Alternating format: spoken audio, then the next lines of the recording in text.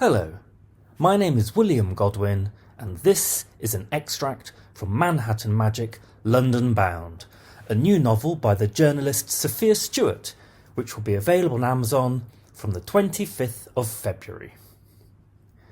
You will hear 5 voices in this short promo, including the authors, so look out for the credit screen at the end for their names. The story opens in London in 1999. Department 7W, a division of Her Majesty's Secret Service, has been hunting down witches for 500 years. But are they equipped to vanquish the dashing American advertising executive Flynn O'Neill? After a dark arts suffused scandal in Manhattan, O'Neill is extradited to the UK, where she continues to stir up trouble and set pulses racing.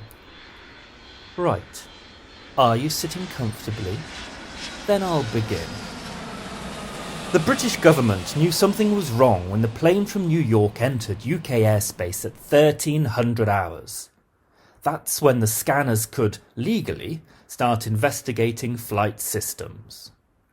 At 10,000 feet over Heathrow Airport, an alarm went off in a sentry's box near Buckingham Palace. This, in turn, tripped a red light on the desk of the Honourable Nigel Blackcastle Bootle Smythe in Hampstead, London. Nigel had been enjoying a light lunch at his desk and was halfway through a cheese and pickle sandwich when the red light came on. He put down his sandwich, wiped his moustache on a white linen napkin, picked up the rotary phone and heard the words, "Operation Zenobia is in place, sir." Nigel put down the phone and walked over to the window to look out over Hampstead Heath. He'd been waiting 15 years for this moment, and now it was here.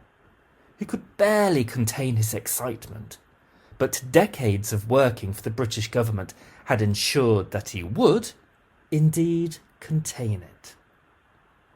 Dialing the ministry, Nigel said, "Tell the Department 7W personnel at Heathrow Airport to be on standby." He paused. "Very good. Carry on." At that moment, Heathrow Air Traffic Control told the incoming pilot from JFK to pause her plane at 10,000 feet and await the all-clear. In seat 13K, American advertising executive Flynn O'Neill felt something scanning her and decided to go, shields up. But she also sensed something was wrong with one of the passengers. Even though it was risky, she closed her eyes and located a malevolent spirit in the rear of the economy section. Clenching her fists, she tapped once on the window and then opened her hands. The spirit sitting in 60B left its human host, who went into cardiac arrest. Stewards rushed to the red light, and a call went out for a doctor on board. Back in business class, Flynn O'Neill carefully removed all signal residue history from her psyche, closed down her shields, and knocked back the rest of the excellent champagne. At Heathrow Airport, she breezed through security, despite the lines for foreign nationals stretching back as far as the gate. Afterwards, no one was quite sure how she'd done it. But if one is a sophisticated modern geek coupled with the ancient skill of necromancy, it isn't hard to hack into immigration, open up a new checkpoint, and ask the dead to distract the living. 10 minutes later, Flynn O'Neill was in the back of a black London taxi and heading for Hampstead. When she arrived in the elegant, leafy environs of North London, Flynn peered out of the taxi window. She couldn't see much because it was raining. She could have done something about that, but she'd heard that the British liked to complain about the weather. Plus, it made everything so very lush and green. She pulled her gloves on tightly, straightened her skirt, and tried to remember what her bosses back in New York said when they handed her a very large payoff. "The London office needs rescuing," or words to that effect. She knew it was a ruse. Well, besides, it was only a year. How bad could it be? Once inside the house on Church Row, she put her hand on the wall to read the house's history from its own perspective. 18th century with plenty of scandal, the house replied. 10 generations, all from one family, and the latest descendant lived next door. That was odd. Next door? But the house volunteered no more information on that score, apart from mentioning that it used to be bigger. Bigger? Said Flynn, looking around at the perfectly proportioned hallway. How? The house said no more. She dumped her bags and strode into the kitchen. Next to the tea kettle was a welcome note from Harriet and Rupert Smith, the neighbors. Flynn picked up the envelope, expertly slitting it open like a mobster, cutting someone's throat.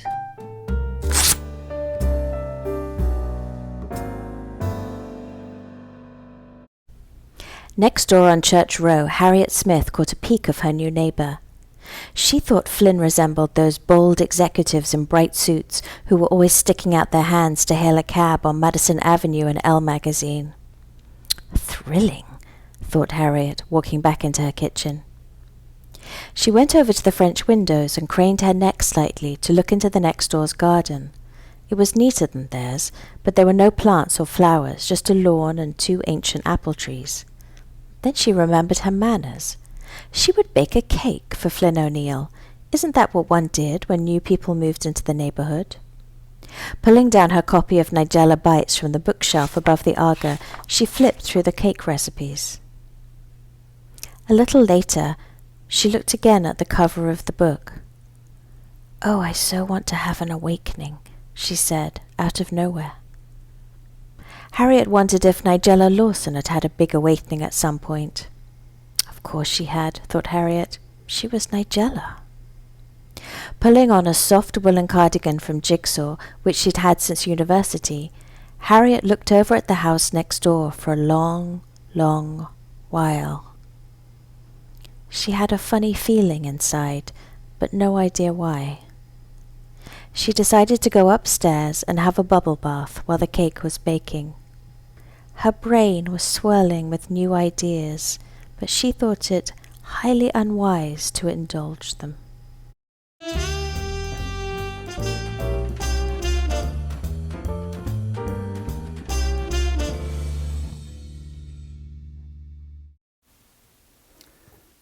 Flynn was starting to suspect that the London office of Conglomerated Advertising Incorporated had been underperforming for a while. It didn't appear to make much money at all. Then it occurred to her that it wasn't designed to do so. She'd uncovered an estate in deepest Sussex with hunting, shooting, and fishing laid on for corporate jollies. She figured the American headquarters was subsidizing the UK location in return for major tax breaks. She decided to throw a spanner in the works. She'd show them how to make money in this backwater, but it wasn't easy. After a frustrating potential client lunch that went nowhere, Flynn hailed a cab and watched the city lights twinkling as the car turned into Regent Street. It was getting dark. The spire of All Souls in front of BBC Broadcasting House reached into the dusk. This was the loneliest time of day. She needed to walk off this melancholy. Asking the taxi driver to stop at Regent's Park, Flynn walked northwards, passing by the zoo. Owls softly hooted, and there were snuffling noises from the covered pens as the animals settled down for the night. At Camden Town tube station, she hesitated. She didn't want to go home, not yet. The warm amber lights of a pub were just ahead. It was a Victorian establishment called The World's End. Pushing open the heavy door, she peered in and cased the joint. Finding a place to sit at the end of the bar, Flynn caught the barman's eye. He nodded almost imperceptibly in her direction, then strolled over, wiping his hands in a bar towel. He smelt of stale beer and cigarettes, and he was friendly in that British way, where they say so little and leave you alone, but you still feel welcome. Then the hair on Flynn's neck stood up. She turned around on the bar stool and saw Nicky walking past outside with Dorian. They were heading to the Black Cap. It must be the night Dorian did his Doris Day drag act there. Suddenly, longing for human contact, Flynn half closed her eyes and drew them in. She knew it was risky, but she didn't care.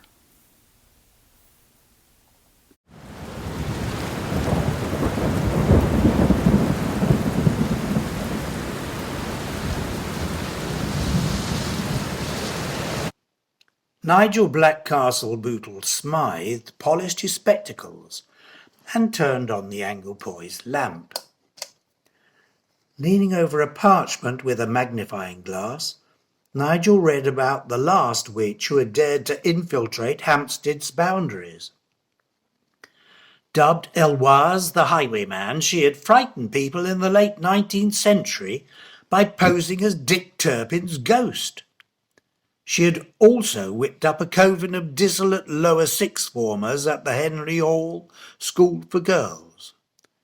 They had caused havoc by riding roughshod with Eloise over the croquet lawn on Speech Day. Technically, as the laws against witchcraft had been repealed in 1736, Nigel's predecessor in Department 7W could not prosecute Eloise for her spellcasting and coven-keeping directly. In the end, she was cited for not sticking to the designated riding paths. The fine was so outrageously high that Eloise, originally of Danish origin, had opted to be deported back to Copenhagen instead. It was rumoured that her descendants had returned to London, and one of them was now a popular BBC personality. Nigel turned to the file on Zenobia, which was Department 7W's code name for Flynn O'Neill.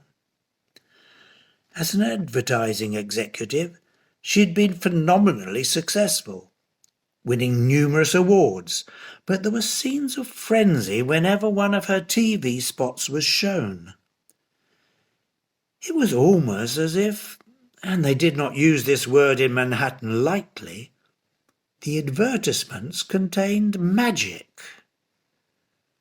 As a result, it was decided to reward Flynn O'Neill by exporting her to the London office of Conglomerated Advertising Incorporated, which was in dire need of new blood. Taking out his Smithson's 1999 day planner, Nigel noted what was known of Flynn O'Neill's powers and her modus operandi before heading home to watch Inspector Morse. Later that afternoon, Rupert Smith made his way from Hampstead Tube, turning into Church Row, and bumped straight into the glamorous American from next door. She appeared to be searching for something on the ground. He saw her keys a little way off by the lamppost and went to pick them up. "Are these yours?" he said.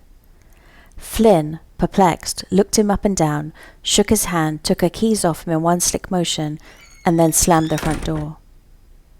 Rupert stood on the street for a while, perplexed. Inside her house, Flynn looked down at her hands.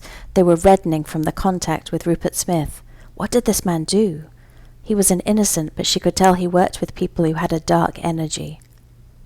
Something was also interfering with her signal state, something outside the house. She wrenched the front door open just as someone opposite let off a camera flash in the bushes. Drawing herself up to a full height, she took a deep breath and blew in their direction. She saw a man in a tweed suit, but not the one from before, run off down Church Row and get into a waiting Mini Cooper, with the same plates as the one that followed her home last night. Hacking into the local Hampstead police database, she ran a query and let the results spool out while she had a shower. But when she came back, someone had intercepted her request and terminated the modem call. That was okay. Now they knew she was onto them. They couldn't scare Flynn O'Neill. Every fibre of her being was ready for this. The game was on.